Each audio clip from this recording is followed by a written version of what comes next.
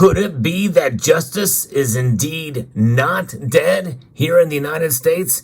That appears to be the case with regards to the FBI and their confiscation of gold, silver, jewelry, and cash from safe deposit boxes in Beverly Hills, California. I'm going to give you that update and so much more as we explore.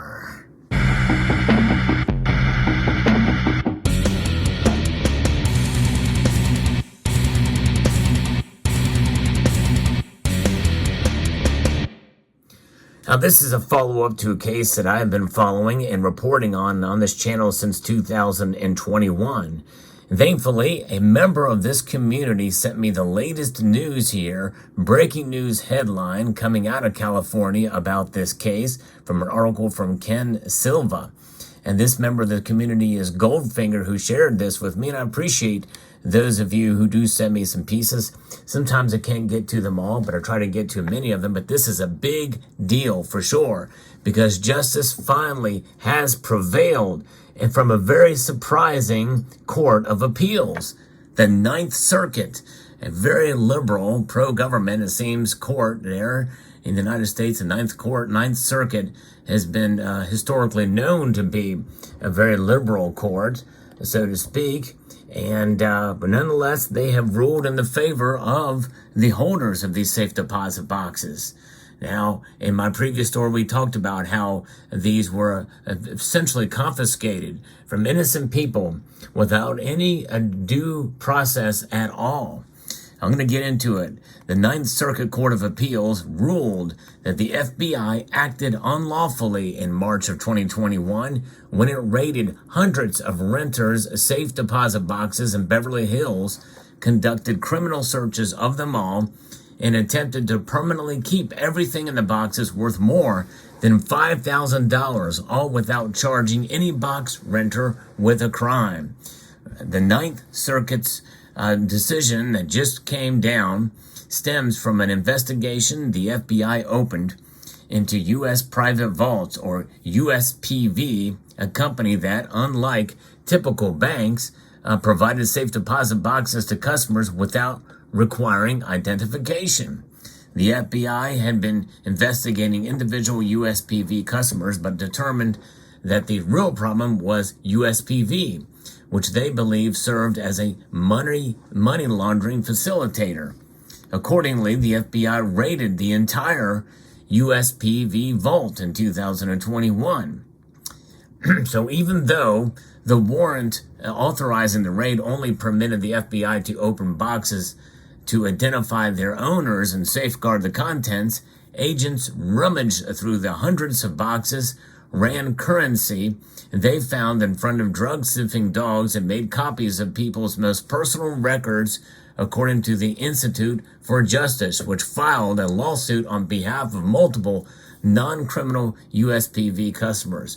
All that's red flags, violating multiple amendments of the Constitution. First and foremost, search and seizure, the Fourth Amendment, and the like, having cash, and who knows, you think about cash, when you have this dollar bill here, very well could have cocaine residue on it. Now, highly unlikely, as it is originally an brilliant uncirculated note from the Bureau of Engraving and Printing, but then again, you never know. There was cocaine found in the White House, and to this day, we don't know how it got there. So it's kind of crazy. So you never know.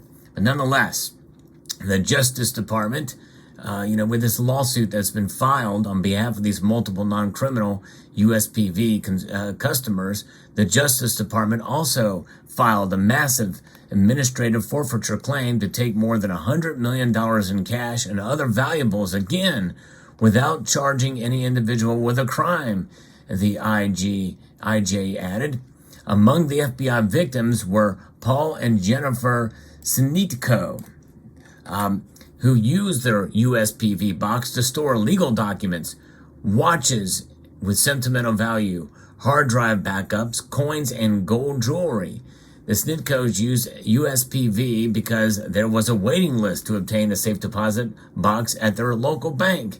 And there's nothing wrong with storing it in a private facility. It doesn't have to be a bank. Of course, obviously there's risk associated with it. There's multiple lessons that can be learned from all of this, and we'll go through those later in the video if you stay tuned. By the way, if you enjoyed content like this where I bring you the latest news, I hope you would consider subscribing to the channel. Press that subscribe button below, and also if you hit the like button, it would be much appreciated if you find value in the content I provide here. So this was the case here, and so the Snitkos did choose this company. Another FBI victim was Joseph Ruiz, who stored $57,000. That's 57,000 of these dollar bills in cash in his box and used USPV because he was concerned that the pandemic would make it impossible for him to withdraw his funds from a bank account. But really, no matter what the reasons are, you have a right to store your gold and silver with any institution and agency without fear of it being confiscated. However, again, lessons to be learned there. Initially refusing to give the victims their property back, the FBI changed course and returned the stolen valuables after the plaintiffs filed a lawsuit in June of 2021. A district court initially ruled the FBI didn't violate the Fourth Amendment with the conduct described above, but the Ninth Circuit reversed that ruling on Tuesday of this past week here. Judge Milan Smith, writing for the court, likened the FBI's actions to the abuses that motivated the Bill of Rights. You think? That's an open and shut case for sure, but you're right, and they were right. The government failed to explain why applying the inventory exception to this case would not open the door to the kinds of writs of assistance the British authorities used prior to the founding to conduct limitless searches of an individual's personal belongings, he said. It was those very abuses of power, after all, that led to the adoption of the Fourth Amendment in the first place. Jennifer Snitko said she felt validated by the court's decision. We knew that what the FBI did to us was, and so many others, was wrong, and today's decision is a validation, she said in her press release. It took courage for Paul and I to be among the first people to stand up publicly and call out the government, but we are proud to have fought for our rights. This is a good day for our country and the principles that the government's power to search our property has limits. And it's a shame that it ever got there in the first place, but this is the world we live in today. And of course, there's so many other areas in which the government overreaches, especially the FBI. And it's just a shame that that has occurred. But nonetheless, we continue to press on and hold fast to the founding documents. And what does that founding document, the Constitution, say about gold and silver? Article 1, Section 10. Indeed, I recognize it as indeed legal tender, as currency between the states. So there you have it. Nothing but gold and silver shall be considered money. So really, in a sense, this is invalidated if you read that clause out to the nth degree as money. But nonetheless, what are the lessons we can learn from this story? Well, I think the biggest lesson is in the end, if you don't hold it, you don't truly own it. In other words, if you don't have possession of it that's readily available to you, really it's not yours. 9/10 is possession is 9/10 of the law, and so they say anyway. But of course, obviously, with the contracts there, even though unanimously, they are indeed the individuals. They own the gold and silver and the valuables, the cash and everything that's in them. But you're still at the discretion of another party. That's counterparty risk.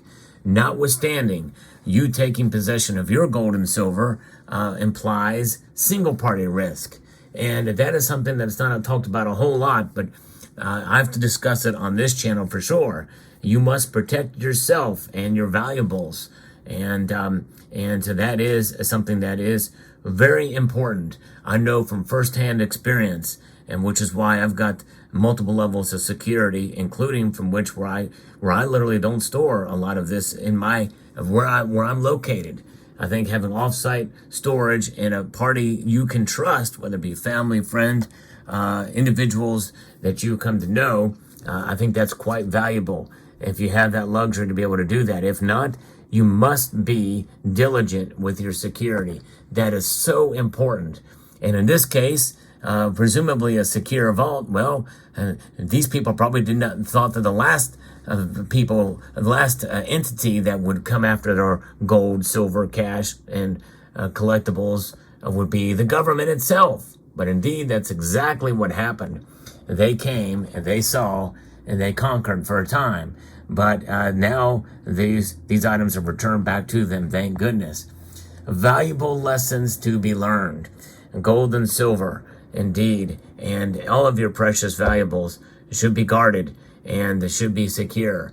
And really, it's all up to us as individuals on how that occurs and the level of risk we're willing to take to store it at other locations, such as myself.